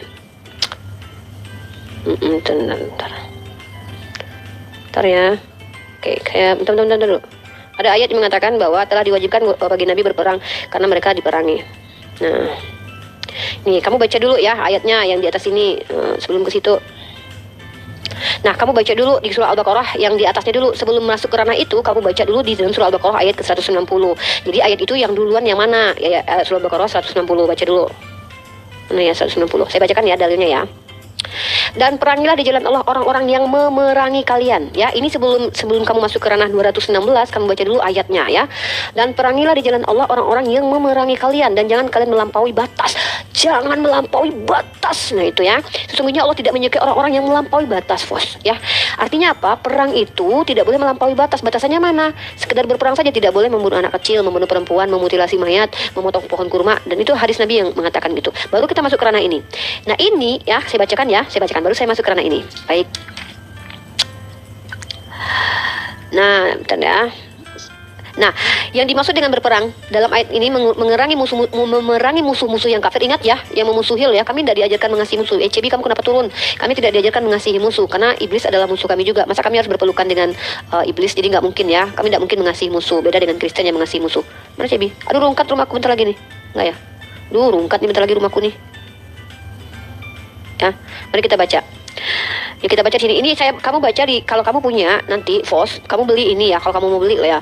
Ini kitab Al-Qurtubi yang sudah diterjemahkan ke dalam bahasa Indonesia. Di jilid ketiganya, kamu cari di halaman ke-88-nya. Semua silahkan dibaca, teman-teman. Boleh kalian membacanya. Tentang ya. Ini belinya itu Quran buku. Hah? Beli sama Ustaz Wafi beli sayang. Ini dapat 20. Uni, dia Alkitab aja nggak punya dia. Mana mungkin beli tafsir. Siapa? Nggak punya Alkitab. Pos beneran pos kitab aja nggak punya, parah. Nggak punya Ya. ya. Denul. Bentar. Sini, lanjut Uni, lanjut. Bentar. Jangan terpengaruh. Tuh. Bentar. Tuh. Bentar ya, saya baca dulu biar nggak gagal paham. Nah, bentar. Nah, iya ini, bentar. Sesungguhnya jihad adalah fardu ain bagi setiap muslim untuk selama-lamanya. Inilah yang diriwayatkan oleh Mawardi. Bentar, apa menurut Ibnu Katsir tentang hal ini? Ibnu Katsir tentang ilmu Al-Qurtubi tentang ini ya. Bentar. Menurut Al-Qurtubi. Bentar. Nah ini Ikrimah. Jadi ini konteks ayat ini turun kepada mereka. Ariana diam dulu. Konteks ayat ini adalah tentang orang-orang yang mengaku beriman tapi mereka tidak mau berperang. Ya, mereka tuh arah kaum munafik gitu ya. Mereka tuh kayak ketakutan gitu. Padahal mereka sedang dalam keadaan disuruhkan perang gitu loh. Ini merujuk kepada orang-orang yang diperintahkan untuk berperang dan mereka tuh kabur ke belakang atau mereka tuh ketakutan. Itu ya konteksnya. Ikrimah berkata tentang ayat ini. Pada awalnya mereka tidak menyukai jihad, namun kemudian mereka menyukainya dan bahkan mereka berkata, kami mendengar dan kami taat ini karena melaksanakan suatu perintah pasti mengandung unsur kesulitan. Namun manakala pahala sudah diketahui maka getirnya kesulitan menjadi ringan. Ini konteksnya dalam apa? Mereka berperang, sudah dalam keadaan berperang karena mereka diperangi. Ingat ya ayat yang sudah saya bacakan, surah Al-Baqarah ayat 190, diwajibkan berperang untuk orang yang memerangi. Tuh, kemudian kita lanjut ke ayat ini. Mereka meninggalkan jihad. Nah, ini konteksnya adalah orang-orang yang di Andalusia yang mereka meninggalkan jihad, menghindari peperangan dan melarikan diri sehingga negeri mereka dikuasai oleh musuh. Ya, artinya mereka sudah dalam keadaan berperang, sudah ada terbuka peperangan gitu. Dan ini ayatnya ini diwajibkan bagi kalian ya. Dalam ranah sudah berperang. Tidak boleh ketika kita sudah diperangi orang kita kabur, tidak boleh dalam Islam. Itu namanya pengecut ya, diwajibkan kata Allah. Nah, makanya buktinya mereka kabur sehingga negeri mereka dikuasai oleh musuh. Juga di negeri manapun pihak musuh melakukan penahanan, pembunuhan, penangkapan dan perbudakan. Sesungguhnya kita milik Allah dan kepadanya kita kembali. Semua itu disebabkan dan dihasilkan oleh perbuatan kita sendiri. Nah, Al-Hasan berkata tentang pengertian ayat ini, janganlah kalian membenci penderitaan yang terjadi. Sebab berapa banyak perkara yang kau benci namun justru disitulah keselamatanmu. Berapa banyak perkara yang kau sukai namun justru disitulah kehancuranmu. Gitu ya. Jadi ini konteksnya sudah berperang. Maka di dalam Islam itu tidak ada istilahnya tuh perang untuk balas dendam seperti yang di dalam perjanjian lama. Kalau dalam perjanjian lama itu suku Amalek itu adalah dendam Tuhan. Maka saya tunjukkan konteks ayatnya ya, suku Amalek ya. Ini bukan ketika mereka dendam, enggak ada. Ini Tuhan tidak dendam terus hancurkan orang-orang itu saja, enggak, tapi memerangi orang yang memerangi kita. Dalilnya ada lagi nih, bukan cuma satu ini ya, Fos. Nah nih, tuh. Nah ini kamu tau nggak? Nih, nah orang nih, ini dalilnya ya dalam Imam Bukhari ya. Man qatala mu'ahadan lam yarah raihatal jannah. Siapa yang membunuh orang kafir mu'ahad maka ia tidak akan mencium bau surga. Tuh, Fos, nggak semena-mena, Fos. Kalau dalam Bible kan anak kecil yang menyusui aja dibunuh gitu. Allah mengatakan, perangilah di jalan Allah, yaitu orang-orang yang memerangi kamu. Nah, dalam Islam itu boleh memang. So, kamu kalau memerangi saya, pantang saya lari dari kamu. bertengkar kita. Kalau kamu memerangi akidah saya, misalnya gini ya, contohnya gini, kamu menyerang akidah saya hajar kamu dengan argumen gitu. Maksud saya gini, jadi yang saya tidak memprotes kitabnya Uni. Ya. Enggak, saya juga tidak merasa terprotes, itu benar kok. Dan kami ngajarkan begitu. Ketika Uni membuka Alkitab kami mengatakan bahwa Allah itu pilih. Sebentar. Uni melihat bahwa Alkitab Perjanjian Lama Allah itu tidak adil gitu. Kadang sama. Ya, saya kasih dari satu lagi boleh nggak? Konsep Alkitab kami, Uni. Apa? Saya kasih dari satu lagi boleh nggak? Sebentar. Jadi ketika oh ya silakan. Oh, delay kamu kayaknya, Fos. Saya ngomong kamu baru jawab. Kayaknya delay. Ya, di sini nih ya. Saya kasih kamu sebuah jurnal deh ya. Ini jurnal ini ditulis oleh Etika dan Konsep Perang dalam Islam Faisal Zulfikar ya. Saya tidak mau sembarangan dalilnya. Nah, jadi saya kasih kamu jurnal biar kamu tahu bagaimana konteks peperangan dalam Islam. Nah, kalau kamu baca jurnal kan enak tuh. Nih, kamu baca di dalam jurnal dalam surah Al-Hajj ayat ke-39. Telah diizinkan berperang bagi orang-orang yang diperangi, Fos. Jelas di situ. Karena sesungguhnya mereka telah dianiaya, Fos. Jelas dalam Islam. Kalau konteks dalam suku Amalek itu kan karena dia bukan menyembah kepada Tuhan yang sama gitu. Terus yang menyusui, anak-anak menyusui juga apa salah mereka gitu loh, Fos. Kan itu perbedaan kita tuh jauh sekali, baina sama wasumur gitu. Teman-teman izinlah, kasihanlah Pak Pendas Tepu itu. Biasalah itu kalau teman-teman Kristen kita itu ya, ini saya kasih info ya. Jadi begini nih, boleh saya bercerita sedikit? Silakan. Saya bukan membela Pak Pendas Tepu, tapi begini, izin bentar Fos. Suatu saat teman-teman kita Muslim juga kan ada salah-salah ngomong, bahkan salah-salah sebut. Nah, jadi jangan begini nih, nih jadi begini. Ketika Uni melihat Bible kami tapi tidak mau mempelajari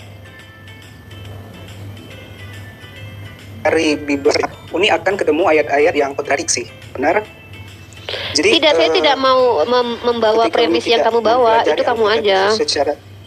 Bukan, saya gini loh, Fos. Saya itu tidak mau menambah. Saya nggak mau menambahkan. Jangan katakan sesuatu yang tidak saya sampaikan, Fos. Please. Sebentar.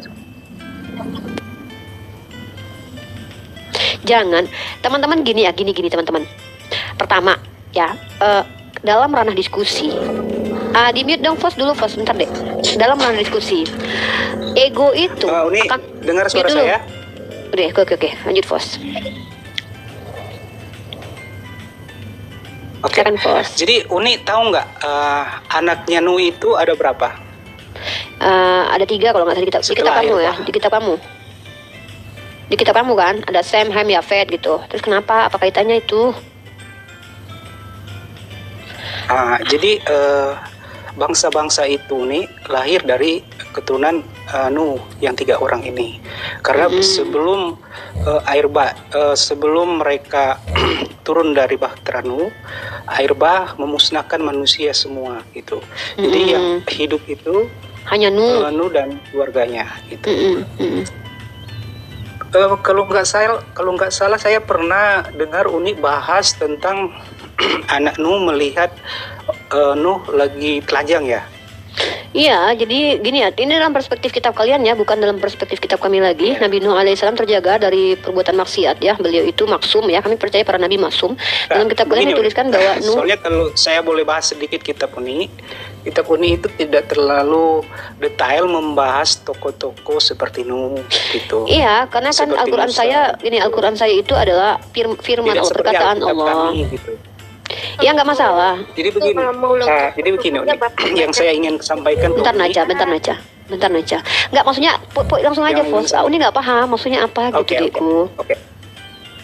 Jadi yang kena kutuk itu siapa ya Uni?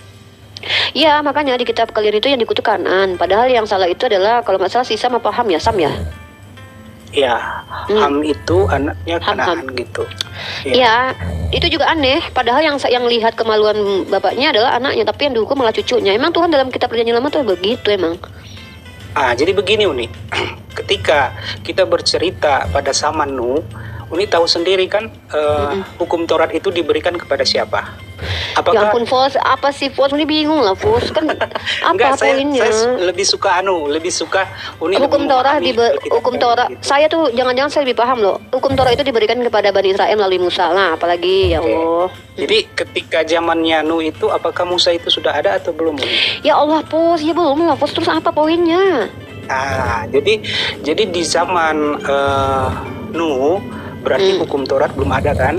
Ya iyalah, terus apa mainnya? Nah, jadi Uni harus mengetahui apa sebelum ada hukum Taurat, apa yang Tuhan janjikan kepada Nuh, apa yang Tuhan janjikan kepada Abraham, sehingga Iya, terus Uni poinnya itu apa? sebentar, sehingga Uni itu bisa mengetahui ada yang kontradiksi. Oh, ini berkaitan dengan Nuh. Tapi di zaman Iya, masalahnya itu antara kitab Torah, Fos. Tunggu, Fos. Ini jadi bukan begini, gitu, langsung ketika cepat masuk aja ke deh. zaman Raja Daud itu sudah berbeda lagi gitu. Jadi ada Nah, ketetapan Tuhan yang berbeda di lain zaman gitu. Nah memang saya akui itu Fos, tapi ini antara kitab Keluaran dengan kitab Ulangan. Pertama Ulangan itu adalah Torah, kedua Keluaran adalah Torah Fos. Ampun Fos, ini Tuhan yang berbeda. Tuhan yang berbeda. enggak, bukan Tuhan yang berbeda, maksudnya ketetapan Tuhan itu berbeda kata dia. Nah masalahnya adalah itu kamu bina sama awas umur Aduh, lagi dikorek nih. dulu kupingnya itu. Aduh. Jangan gitulah. Duh, ini aku kasih ya, nih ya. Nih aku kasih data-data deh, aku kasih datanya. Dia kasih data ya, ini nih aku kasih data Fos. Fos itu kalau diskusi mah kayak gitu mah males. Enggak bina sama awas umur pokoknya kamu Fos. Lama-lama aku jadi bawang nanti lama-lama gara-gara kamu nih. Enggak, maksud aku kok aku salah pencet? gini loh. Nah, Maksud aku salah pencet, aku salah pencet. Ini tidak terkontradiksi dengan ketetapannya pada zaman Adam. Adam hanya disuruh makan biji-bijian dan tumbuh-tumbuhan. Udah ada itu, enggak ada kaitannya kamu baca. Di zaman Nuh, Nih, sebentar. kamu baca ini. Di zaman Nuh berubah lagi. Nuh itu sudah bisa makan binatang-binatang. Enggak ada kaitannya sama Jadi itu. ada Kamu lihat. Nih ya. Keluaran sama Ulangan ini sama-sama kitab Taurat enggak? Lanjut. Keluaran sama kitab Ulangan sama-sama kitab Taurat enggak?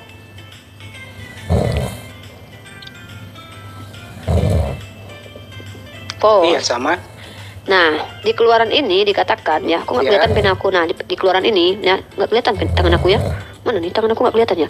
Nih ya, yang meneguhkan kasih setianya beribu-ribu orang yang mengampuni kesalahan, pelanggaran dan dosa. Ini menunjukkan sifat Tuhan. Sifat Tuhan sedang disebutkan. Bagaimana sifat Tuhan itu? Yang meneguhkan kasih setianya, ini sifat Tuhan nih, kepada beribu-ribu orang yang mengampuni kesalahan, pelanggaran dan dosa, tetapi tidaklah sekali-sekali membebaskan orang yang bersalah dari hukuman. Ini sifat Tuhan nih. Ini sedang menceritakan sifat Tuhan nih. Apakah sifat Tuhan itu tergantung waktu tertentu? Kamu akui seperti itu. Nah, membebaskan orang bersalah dari hukumannya, membalaskan kesalahan bapak kepada anak-anaknya. Ini dalam kitab Keluaran. Tuhan membalaskan kesalahan bapak kepada anaknya. Tapi dalam kitab Ulangan pasal 24 ayat 16, janganlah ayah dihukum anaknya. Aduh, nggak usah lah lihat muka aku biar nggak kelihatan, aku bacain deh. Hah? Kelihatan nggak? Nah, janganlah ayah dihukum mati karena anaknya, janganlah juga anak dihukum mati karena ayahnya. Setiap orang harus dihukum mati karena dosanya sendiri. Nah, maksud saya ini Tuhan memberikan hukum, kenapa kok berubah-ubah gitu loh? Kok berbeda-beda gitu, Fos? Gitu loh, Fos. Kalau kamu bilang, oh dari zaman ini Tuhan berbeda-beda sifatnya, tepat, ya sudah, berarti memang Tuhan sikapnya berubah-ubah gitu. Ya udahlah kalau gitu. Duh, jadi batuk aku. Kolagen memutihkan yang tadinya hitam menjadi makin hitam. Fos malah turun. Untuk apa? Kolagen untuk apa? Menjadikan yang hitam bertambah menjadi hitam. Menjadikan hitam semakin hitam. Membuat si hitam menjadi tambah hitam. Pakai inilah aku biar tambah putih, aku jadi seolah kayak minum kolagen putih gitu pada. Dari tadi Naca belum ngomong. Naca, silakan ngomong Naca. Ada yang boleh nggak Uni tahu? Kak, kamu tadi kan itu mereka pada sibuk buat mutar-mutar gitu. Aku cuma penasaran nih sama bagian Trinitas itu loh. Mereka selalu ngomong Allah itu Yesus. Iya, Trinitas itu Tuhannya, Allahnya ada 3. Yesus Allah, Bapa Allah, Roh Kudus Allah. Tapi 1, tapi 3, tapi 1, tapi 3, tapi 1, tapi 3 gitu. Jadi Ada 3 Pak, tapi 1 nggak ngerti. nggak ngerti juga. Uni juga nggak ngerti. Kalau ngerti mah udah jadi Kristen Uni kayaknya. Katanya kan kalau mereka bilang kalau mengerti berarti jadi Kristen gitu. Makanya mereka bilang kita nggak ngerti. Nggak usah ngerti lah, nggak apa-apa. Jadi Islam aja lah, nggak usah. Karena kita nggak ngerti, kita nggak punya Roh Kudus. Ada lagi yang mau naik? Nefni, halo Nefni. Malam Uni. Semalat malam, semalat malam, selamat malam, Kang Wil, aku siapa dong di sampingnya Cebi, Bang Kang Wil, halo, selamat malam, selamat malam. Selamat malam Umi, assalamualaikum buat semuanya. Ya, waalaikum.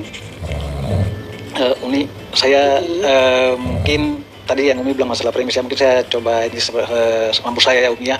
Iya Bang. Jadi Saya tidak akan mendesak abang lah. Kalau tadi kan premis yang Uni bilang kan kenapa sih anaknya yang dibunuh gitu kan oleh Bondi, Zina kan Daud, ya kan? Ya. Jadi kalau menurut saya Tapi boleh nggak aku sedikit bicara tentang Pak Pendeta Setepu, teman-teman gini, ego ya, dalam ranah teman-teman harus paham. Kenapa aku harap teman-teman bisa jadi orang pemaaf dan tidak terlalu membesar-besarkan ini. Pertama adalah ketika kita berdiskusi, ketika kita terjepit, kita akan cenderung panik dan melakukan argumentasi argumentasi pelarian gitu. Nah, aku anggap itu tadi ego sedang bermain di situ. Pertama, beliau itu kan seorang pendeta. Nah, kalau teman-teman terlalu kejam begitu, khawatirnya Allah jauhkan hidayah dari beliau. Yang kedua adalah justru dengan begitu mereka akan tidak berani lagi diskusi dengan kita gitu, karena kekhawatiran mereka salah kaprah sedikit-sedikit langsung videokan. Karena teman-teman juga harus paham, teman-teman muslimah pun juga sering berdiskusi dengan banyak Kristen dan bahkan tidak jarang juga mengeluarkan argumentasi yang sebenarnya masuk ranah delik umum itu. Jadi kalau teman-teman terlalu frontal begitu ya, khawatirnya teman-teman menjadi asbab orang lain itu kayak betul-betul Islam mah kejam gitu ya. Nah, maksud saya itu gitu ya. Emang itu masuk ke delik umum, saya akui itu. Tapi berikanlah SP1, SP2, SP3. Paham nggak sih? Di kerjaan aja kesalahan pertama itu main bola aja tuh ada kartu kuning, ada kartu merah. Nah, kenapa sih kita nggak bersikap seperti itu? Ini pertama kali beliau melakukan kesalahan dalam ranah diskusi bersama saya, makanya saya nggak terlalu shock gitu. Tapi ketika beliau melakukan kesalahan berulang-ulang bahkan seperti kiamat, teman-teman lihat sendiri kan, silakan, itu delik umum. Nah, kalau seringnya melakukan, dan wajar sih beliau itu teman-teman lihatlah viti-viti beliau. Memang viti-viti beliau itu viti-viti yang agak tidak nyaman ya kalau kita lihat. Contoh, beliau mengaku pakar Islamologi, itu ada memang. Tapi ketika beliau mempremiskan Islam, beliau tidak pakai dasar. Tapi itu justru dakwah bagi kita bahwa sejatinya itulah surah Al-Baqarah ayat ke-6. Tugas kita menyampaikan gitu loh. Nah, kalau teman-teman, iya saya paham teman-temanku sayang, I love you semuanya, aku paham kalian itu jangan dijadikan kayak kejatuhan seseorang itu sebagai bonyok. Tau nggak, dalam perang aja ya, dalam perangnya ketika Sayyidina Ali bin Abi Thalib, ketika beliau orang itu sudah tertunduk di bawah, pedang sudah di tangan Sayyidina Ali bin Abi Thalib, itu penjahat itu meludahi wajahnya Sayyidina Ali. Sayyidina Ali itu langsung lempar pedang. Kenapa? Padahal beliau kesempatan itu buat langsung diginiin tuh kepala. Kenapa? Sayyidina Ali bilang begini, seandainya pada waktu itu aku membunuh orang ini dikarenakan egoku karena aku diludahi, maka bukan niat karena Allah lagi. Sayyidina Ali aja takut. Nah, takutnya teman-teman itu berdasarkan hawa nafsu. Jadi terlalu frontal kepada Pak Pendeta Setepunya gitu. Biarkanlah SP1 dulu. Sekali, 2 kali, 3 kali. Baru kita kasih tahu kepada beliau nanti secara terang, Pak, Bapak jangan begini. Kalau Bapak begini lagi, Bapak bisa bahaya nih buat Bapak sendiri gitu. Ya, itu aja. Dan kenapa? Biarkan beliau menjadi salah satu pendeta. Jarang-jarang. Betul yang mulia. Ya, enggak, yang ini sedikit. Pak Kang ini belum apa-apa. Enggak apa-apa, enggak, ini sedikit. Uni lihat narasi-narasi di bawah gini. Ingat ya teman-teman, jarang pendeta yang mau diskusi bersama kita loh. Jarang banget. Dia sekelas S2 loh. Justru kita butuh pendeta yang berbicara, bukan jemaat awam. Karena kita butuh edukasi. Nah, ketika pendetanya saja sudah begitu, maka teman-teman nggak perlu lagi diskusi dengan jemaat awam. Itu maksud saya ya. Jadi teman-teman SP1 aja. Oke, Kang Wil, silakan Kang Wil. Silakan. Oke, baik Uni. Terima kasih Uni untuk ini ya. Jadi begini Uni, tadi kan ditanyakan kenapa sih anaknya yang dibunuh. Yang berbuat zina kan si Daudnya ya, Raja Daudnya. Iya. Nah, menurut saya kenapa Daudnya kenapa si anaknya, karena itu adalah anak dari persinannya dia ya dengan si Batsyebanya ya. Kenapa bukan Daud yang dibunuh? Karena mungkin tadi ada beberapa kan yang sudah jawab, karena Daud kan seperti yang kalau di Nasrani kita percaya bahwa dari keturunan Daud lah datangnya Nabi Isa lah. Iya. Kemudian kenapa sih yang kedua kan kata Umi, kenapa kan di istri-istrinya dibawa dilakukan hal tersebut di depan umum ya, maksudnya di kemahnya itu kan ayat itu. Nah, kan itu kalau kita baca di kitabnya itu, di ayatnya kan ada dia di situ kan dibilang bahwa karena engkau telah melakukannya dengan sembunyi-sembunyi, aku akan melakukannya dengan terbuka. Artinya Betul. itu sebagai bentuk bahwa ibarat kata kalau kita bilang maksudnya kalau dia bisa lakukan secara sembunyi, artinya saya karena di sini kan menjelaskan bahwa apa yang Daud lakukan secara tersembunyi saya tahu.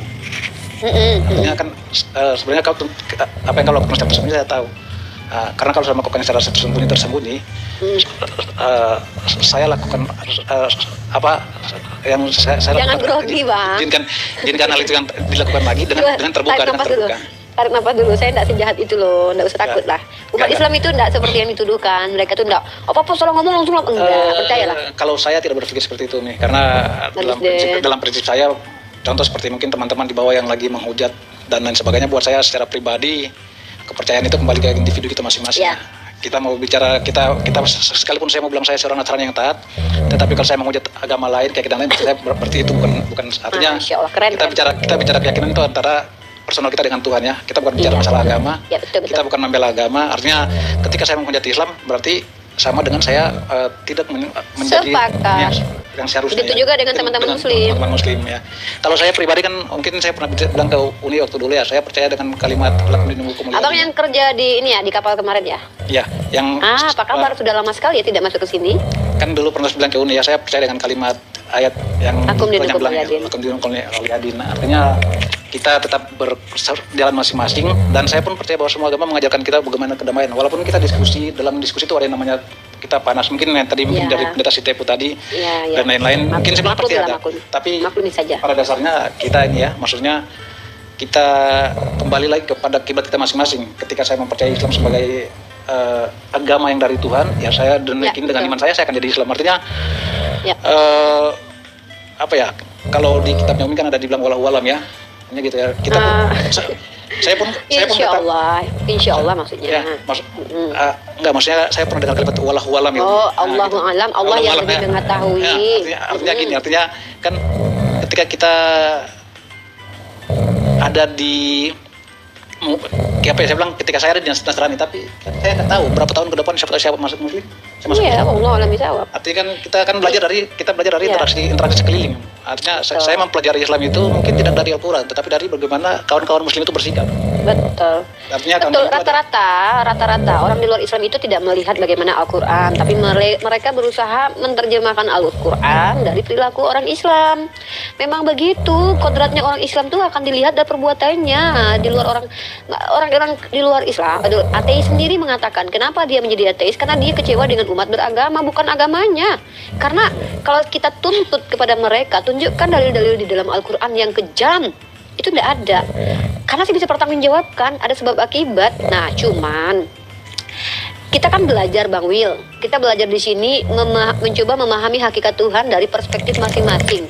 Tadi teman-teman Anda menjawab, hanya saja setiap jawaban yang diberikan oleh teman-teman Kristen itu konsekuensi logisnya menuduh Tuhan bunyinya. Contohnya begini, tadi Vos mengatakan begini, kan ada beda masa nih. Kalau dari zaman ini, maka berarti membenarkan ketidakadilan Tuhan dengan masa yang berbeda begitu.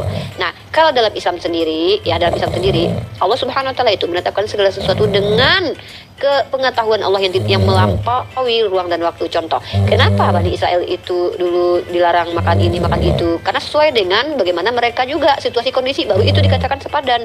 Nah, giliran umat Nabi Muhammad kenapa boleh begini begitu? Tapi kalau untuk hukuman yang notabene dosa yang sama-sama dosa seperti membunuh, ya tetap hukumannya sama.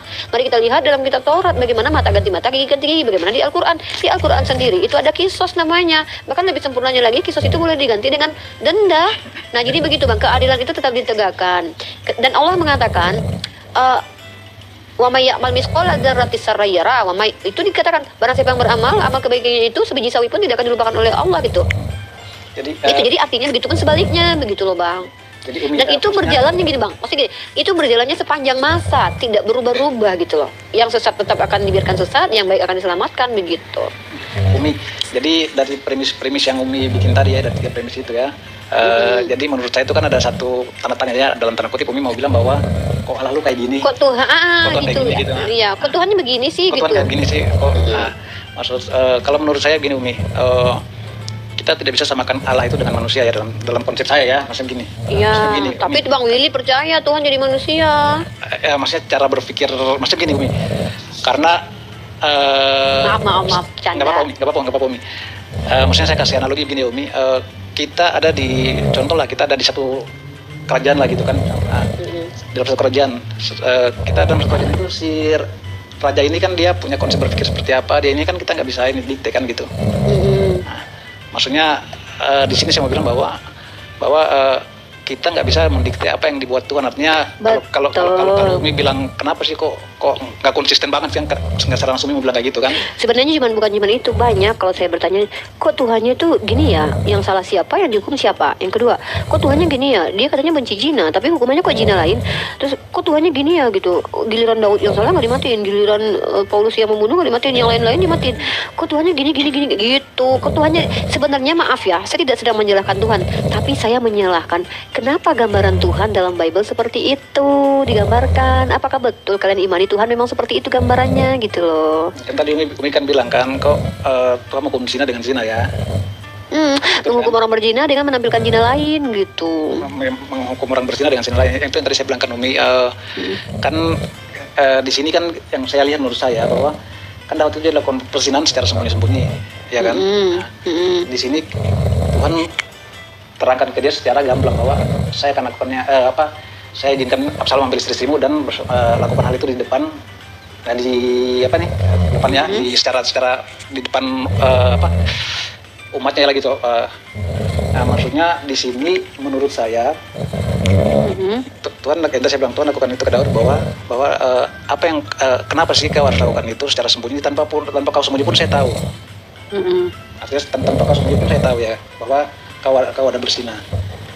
Nah, kemudian kalau yang tadi dibilang kok kenapa sih yang Daud yang berbuat salah kok anaknya dibunuh? Nah, ini tadi saya bilang kan teman-teman ini sudah jawab bahwa kan kita di Nasrani percaya bahwa Nabi Isa itu kan ada dari keturunan Daud. Anaknya Daud itu adalah anak dari hasil persinahan, dan anak Daud adalah dari hasil persinahan ya. Kemudian